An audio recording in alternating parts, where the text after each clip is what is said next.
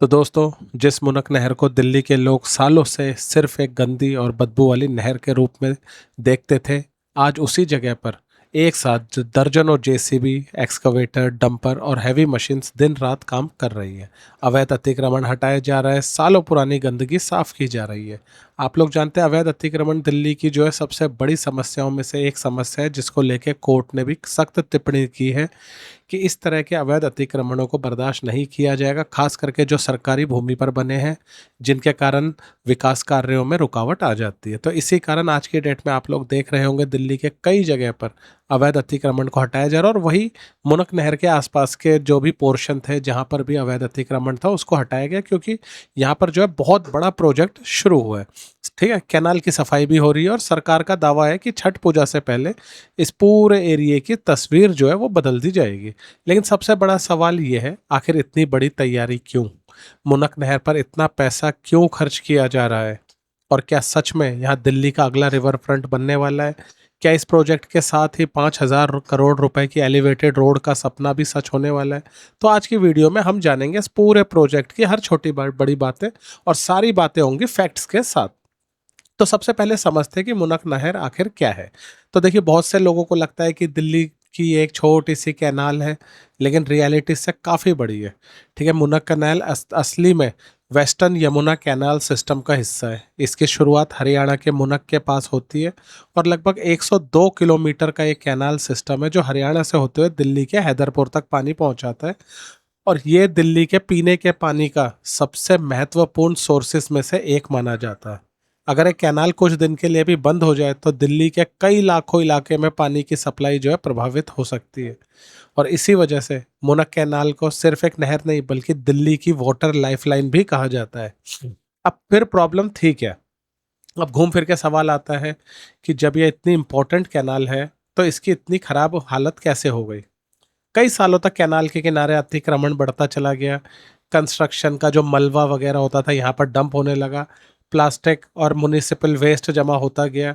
कई जगह स्लज की मोटी परतें बन गई, जो इन मशीनों ने ये पूरा रास्ते को आप आज साफ देख रहे हैं, यहाँ पर स्लज हुआ करता था, कीचड़ नुमा।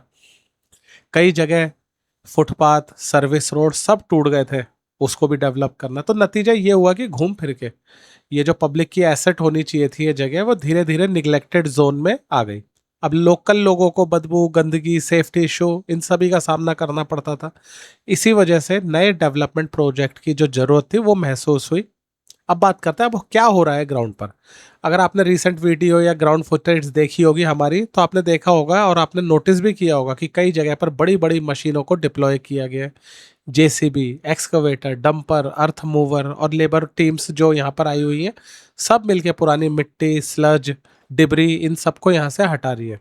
कई जगह इलीगल स्ट्रक्चर्स को रिमूव किया गया, जो हमने अभी आपको स्टार्टिंग में दिखाया, ताकि डेवलपमेंट का ये जो काम है इसमें किसी तरह की रुकावट ना हो।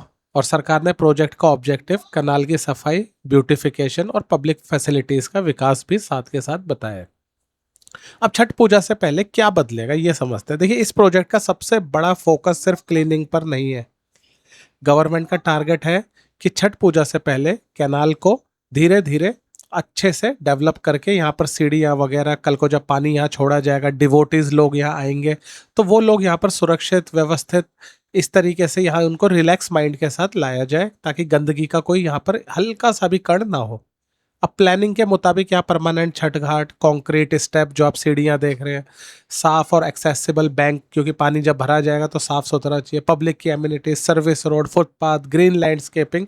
ठीक है, तो जैसा काम किया जा रहा है कि यहाँ का जो पर्पस है वो पूरा हो सके। अगर टाइमलाइन के मुताबिक काम पूरा होता है तो पहली बार कई लोग मतलब ये लगा लीजिए, इतनी बड़ी और इतनी साफ सुथरी नहर देख पाएंगे और छठ पूजा पर इस्तेमाल कर पाएंगे। वरना हमेशा क्या होता था, नदी के किनारों में ये होता था। प्रोजेक्ट बड़ा कितना है? अब देखिए, एक चीज़ तो आप समझ गए, ये सिर्फ क्लीनिंग कैंपेन नहीं है, इसके साथ फ्यूचर इंफ्रास्ट्रक्चर प्लानिंग भी जोड़ी गई है।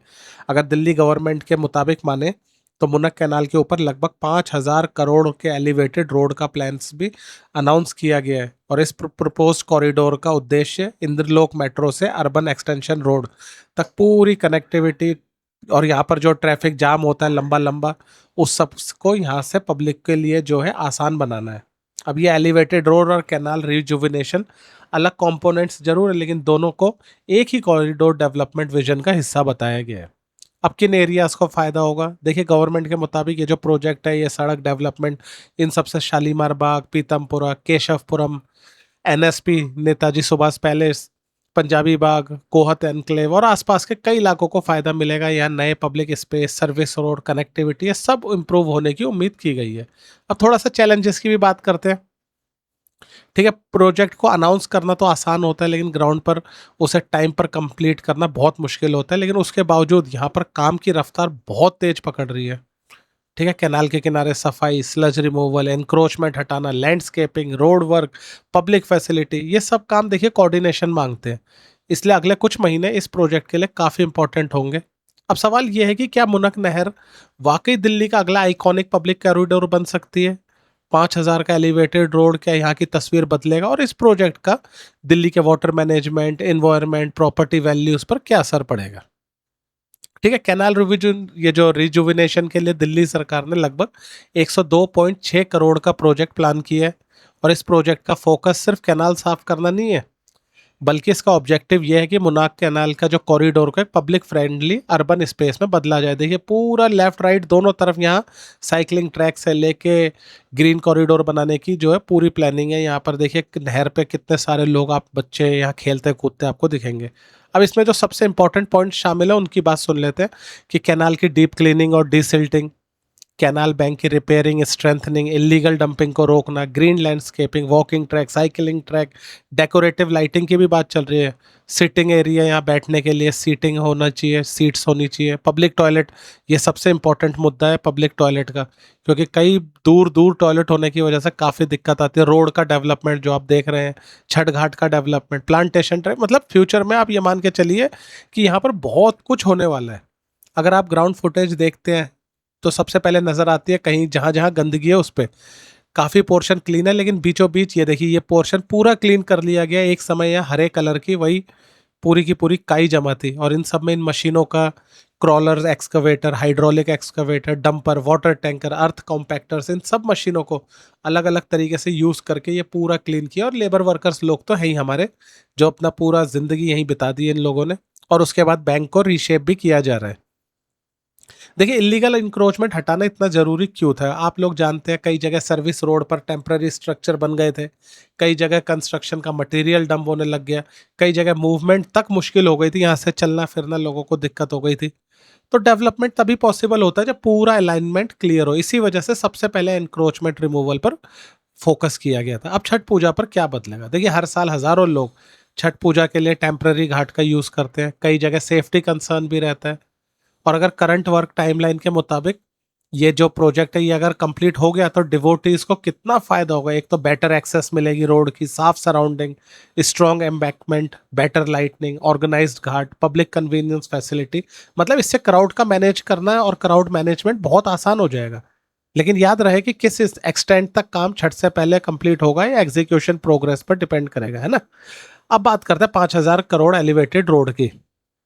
तो देखिए, बहुत लोग समझ रहे हैं कि जो मशीन आज कैनाल पर काम कर रही है वही एलिवेटेड रोड बना रही है, लेकिन रियलिटी अलग होती है। देखिए, कैनाल को साफ करना का प्रोजेक्ट अलग है, एलिवेटेड रोड का प्रोजेक्ट अलग है, तो दोनों में खर्चा अलग अलग ही होता है। ठीक है, और इस ये जो पूरा कॉरिडोर है इसकी अगर एस्टिमेटेड कॉस्ट माने तो 5,000 करोड़ बताई गई है। और इसके मुताबिक ये रोड इंदरलोक मेट्रो से अर्बन एक्सटेंशन रोड 2 तक कनेक्टिविटी इंप्रूव कर सकता है। अब ट्रैफिक को फायदे की बात करें तो ट्रैवल टाइम कम हो जाएगा, सिग्नल फ्री मूवमेंट मिल सकती है, फ्राइट व्हीकल्स को अल्टरनेट रूट मिल सकता है लोकल रोड पर, फिर इससे क्या होगा, प्रेशर कम पड़ेगा। और ये कुछ एक्सपेक्टेड बेनिफिट है, लेकिन फाइनल इम्पैक्ट तो डिटेल्ड डीपीआर और इम्प्लीमेंटेशन पर डिपेंड करेगी।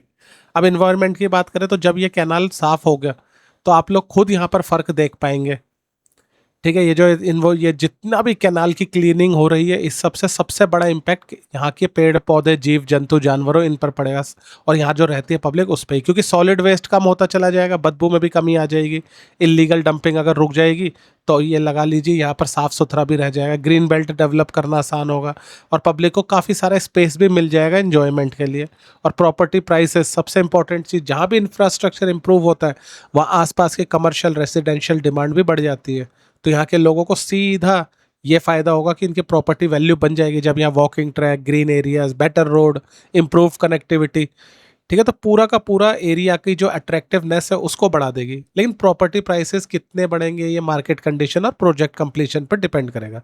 अब गवर्नमेंट का लॉन्ग टर्म विजन की बात करें तो एक्सपर्ट्स का मानना है कि दिल्ली में सिर्फ रोड बनाना काफ़ी नहीं है, पब्लिक स्पेसेस भी जरूरी है। इसीलिए कुछ समय में यमुना फ्लड प्लेन आपने देखा होगा, यमुना की हमने आपको वीडियो दिखाई, कई चीज़ें दिखाई, साहिबी रिवर, यमुना रिवर, हमारी ये मुनक कैनाल, हर जगह अर्बन डेवलपमेंट को जो है एक बड़े विजन का एक हिस्सा मान के यहाँ पर काम हो रहा है। अब ग्राउंड रियलिटी की बात करें तो आप अपनी स्क्रीन पे जो फुटेज देख रहे हैं हमने खुद जाके वहाँ पर डेली बेसिस पे कलेक्ट करी है, किस तरीके से काम हो रहा है दिखाए। कई स्ट्रेचेस पर तो मशीनें लगातार काम कर रही है, बारिश होने के बाद भी डीसिल्टिंग चल रही है, कहीं पर कचरा निकाला जा रहा है, डिबरी हटाई जा रही है, बैंक को मजबूती दी जा रही है, देखिए किनारे डेवलप किए जा रहे हैं, सीढ़ियाँ बनाई जा रही हैं। यानी प्रोजेक्ट जो है अभी एग्जीक्यूशन फेस में और काफ़ी तगड़े तरीके से देखिए डेवलपमेंट किया जा रहा है। अब सबसे असली टेस्ट तो यही है कि छठ पूजा से पहले जो ये प्रोमिस्ड वर्क है कि ये काम पूरा होगा, होगा कि नहीं होगा, और क्या सफाई के बाद मेंटेनेंस रेगुलर रहेगी, क्या उन लोगों को रोका जा पाएगा जो आज भी सिविक सेंस भुलाकर मौके की तलाश में होते हैं कि जहां पब्लिक कोई ना हो वहां फट गंदगी का थैला फेंकर निकल गए। क्योंकि 5,000 करोड़ का जो प्रोजेक्ट है तभी सक्सेसफुल होगा जब हम इसे सक्सेसफुल होने देंगे। गवर्नमेंट बहुत ज़बरदस्त तरीके से यहाँ काम करा रही है, लाइटिंग वाइटिंग हर चीज़, किनारे रोड, हर चीज़ पर मेंटेनेंस पे खर्चा किया जा रहा है। और ये रोड देखिए कितनी स्मूथ, कितनी बढ़िया बना दी गई है, सीढ़ियाँ डेवलप कर ली गई है, देखिए लेबर वर्कर्स लोग यहाँ पर लगे, ब्रिजेस बनाए जा रहे हैं। लेकिन घूम फिर के बात वहीं आती है कि क्या पब्लिक इसको साफ सुथरा रहने देगी कि नहीं देगी। अगर ये प्रोजेक्ट अपने ऑब्जेक्टिव के मुताबिक कंप्लीट होता है तो मुनक नहर सिर्फ एक वाटर नहर नहीं रहेगी बल्कि दिल्ली के एक इंपॉर्टेंट अर्बन कॉरिडोर में से एक बन जाएगी। लेकिन किसी भी मेगा प्रोजेक्ट की तरह इसका असली सक्सेस सिर्फ अनाउंसमेंट से नहीं, टाइम पर क्वालिटी एग्जीक्यूशन और लॉन्ग टर्म मेंटेनेंस से हो पाएगा। लोगों को रोकने के लिए गवर्नमेंट को कुछ ना कुछ प्लान तो लगाना ही पड़ेगा, चाहे सीसीटीवी लगाए, गार्ड बिठाए, कुछ ना कुछ करके दोबारा यहाँ गंदगी लोगों को फेंकने से रोकना ही पड़ेगा। डस्टबिन लगाए जाए, बड़े बड़े कूड़ा घर बनाया जाए।